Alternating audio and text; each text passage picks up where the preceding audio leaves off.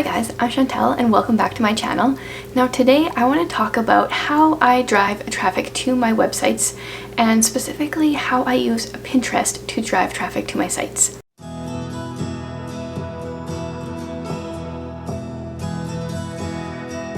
Pinterest is my highest source of traffic to my websites. So for me, it's very important to, have a good understanding of how Pinterest works and why it is such a good tool to drive traffic to your site. And yeah, just how to use it to the best of your ability so that you can have more traffic to your site. Now, traffic is important because the more people you can bring to your website, the more money you can make from ads, from affiliate income.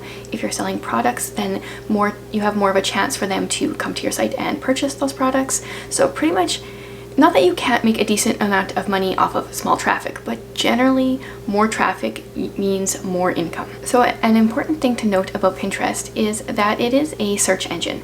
So people go to Pinterest searching for something and they type it in and get their results, just like Google is a search engine and YouTube is a search engine. And Pinterest is exactly the same way. So you want to be making sure that you are sharing things that people are searching for. Pinterest is a search engine, but is often kind of like thought of as also a form of social media, and I think it's more of a search engine than a form of social media because Pinterest is so unique in the way that if you share a post on Facebook or a post on Instagram or Twitter or somewhere else, they have a lifespan that goes like this, and it peaks like that day that you share it and maybe the next day, and then it drops off, never to be seen or heard from again. But if you share something on Pinterest and let's say someone sees it and they pin it once or twice, someone else sees it, they pin it again, it kind of goes up, and then throughout the course of a week then people see those people's pins and they start pinning it, and Pinterest actually just continues to go up, whereas like Facebook and Instagram and Twitter, they just kind of go up and down. Pinterest has a much longer lifespan. So for something like Facebook, I don't know the exact numbers. It could be like a few hours, a few days, depending on your audience and how everything works. Facebook and all those other forms of social media, they kind of come and go as far as their posts. But with Pinterest, there is a much longer lifespan. Pins can last weeks and months and continue to grow. The best images to use for Pinterest are just like long images. I will show you exactly which images I use for pinning to Pinterest and everything right away. But yeah, so if you have like a horizontal photo, that's not going to have as much visual space in Pinterest, so it's not going to get noticed as much nor pinned as much. So you're always going to want to try to have long vertical photos for your Pinterest images. So there's two kinds of pinning. There's manual pinning and automatic pinning. We're going to start with manual pinning, and then I'm going to go into automatic. So I'm going to take you over to my website and I'm going to show you what manual pinning is and how I use it. So manual pinning is when you take an image from a website and you manually pin it, or if you're on Pinterest already and you pin something that is already there, you repin it. So I manually pin my images the day the post goes live. So I'm gonna just show you here. I recently had this book list go live. It is 20 of the best classic read aloud novels for elementary kids.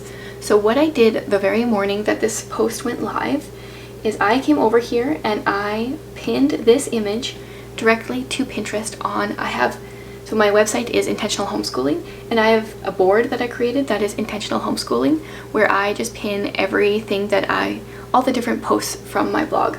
So I would come over here and I would hit save, which I did the day of, and that is how I manually pin a post every morning that the post goes live. So you'll notice when I hover over my blog, when I hover over this image here, there is a Pinterest little button. That is because I have a plugin on my website that creates that. So for images, I can hover over them and a Pinterest button pops up. That helps make it easier for other people to come to my site and pin things to Pinterest if they don't know how to do it from their phone or their computer or whatever. It makes it really easy, and I want to make things as easy as possible. You'll also notice that I have this different sharing buttons here. I have Facebook and I have Pinterest over here on the side, and that also is another way that people can pin the images. So there's a couple different times that I will manually pin images. I will do it the morning a post goes live, like I said. If I'm scrolling Pinterest and I see one of my pins that I've previously shared that now someone else has shared, that kind of, and it's showing up on my home feed, it kind of tells me like that post is doing really well right now. So then I will go ahead and repin that either to my intentional homeschooling board if it's one of those pins, or one of my other applicable boards. And then the third time that I will manually pin images is if they are applicable again. So I try to have my blog posts be evergreen, which means, you know, kind of always be relevant. But there are some posts, like let's say I do something about something that happens in the summer, or a Christmas post or something like that. So every year when summer rolls around again or Christmas rolls around again, then I want to repin those images so that those posts can get more traction again. So I'll do the same thing there. I'll probably like go in at Christmas and repin my Christmas post back to my intentional homeschooling board. Even though they are already on there, they are farther down, so it's not like it's duplicating the pin too closely to the other one. The other thing to note is I will often go in and create a second image for Pinterest's sake. So like if there's a post that I know is doing really well and I want to repin it again, I will go in and I will create a whole new image for Pinterest. So I'll keep the old one on there, but I'll create a second one and then repin that one the second time through. Okay, and then the second kind of pinning I want to talk about is automatic pinning. So for this, I personally use Tailwind. I do not think there is another option out there anymore. A long time ago there used to be Board Booster, but that has come and gone, and now there is Tailwind. I talked about this a little bit last week. I will leave my affiliate link below if you want. I think it's like a free month trial. You can give that a go.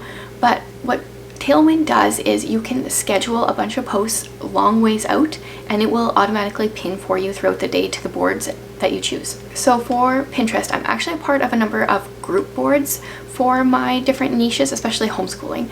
I am a part of a bunch of different homeschool boards.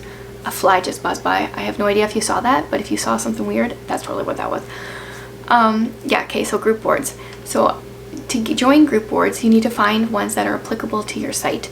And often if someone has a group board, you'll be able to see that there's multiple people that have pinned to it. I'll show you here. I'll go into Pinterest and I'll show you a group board that I'm a part of. Okay, so you can see like this board here is called All Things Homeschool, and it has a bunch of people over here on the side, and that means it is a group board. So if you click onto it and come in, then you can see like the different requirements for being in this site, or sorry, the different requirements for being on this board. And there's an email address for someone that you can email to be a part of the board. So often if group boards are accepting new people, they'll have information like that, like someone to email and all that kind of stuff. So if you want to get a part of group boards, that's how you do that. So that was like a little bit of an aside, because I use my group boards for Tailwind a lot. So I'm going to show you how I pin to Tailwind. So let's say I had just manually pinned this 20 of the best classic novels for kids pin, which I just showed you.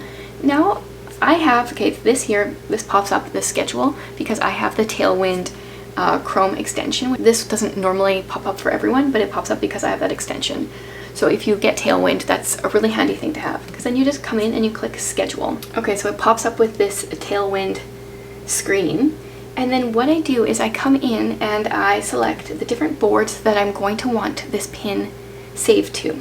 So because this is a homeschool board, but it's like a book list, I might pin to this homeschool board, I might pin to a book list board, and I would just keep going and find applicable boards for this pin.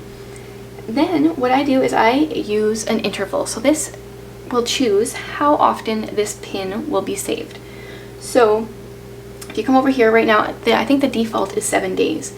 Personally, I don't like 7 days, because then that means that my pin will be resaved on, right now it says Wednesday at 7:29 every week.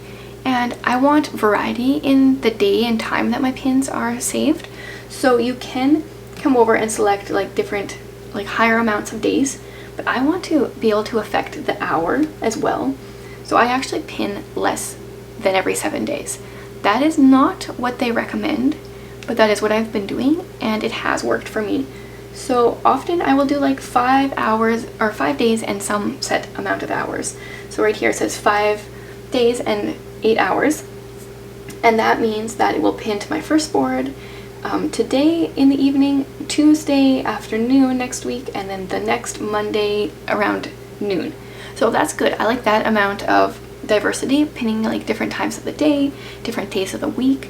So that is how I schedule my manual pins with Tailwind. And that concludes how I pin using Pinterest in general, how I drive traffic to my site using a resource like Pinterest. Right now it is about 90% of my traffic that comes from Pinterest, and so I want to utilize Tailwind and Pinterest as best I can.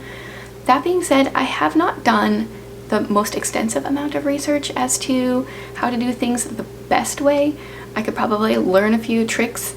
I know I do a few things maybe not what has been considered the best way, as far as pinning more frequently than like the same pin more than once every week, but it seems to be working just fine for me, so I'm going to stick with that. And I hope this helps you with your blogging journey, and if there's any other topics you would like to see in the future, let me know and I will probably do a video on it. Thanks for watching, guys.